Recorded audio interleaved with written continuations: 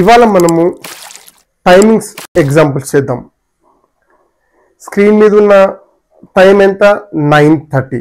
Okay, 9:30 మనం రెండు రకాలుగా చెప్పొచ్చు.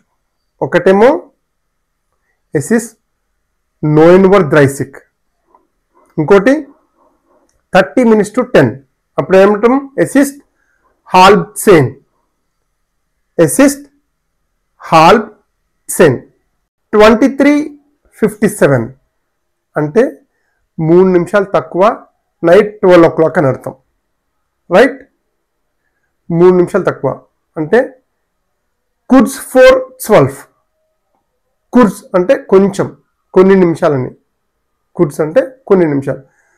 కుర్జ్ 4:12 అంటే ఫ్యూ మినిట్స్ టు 12 అని అర్థం.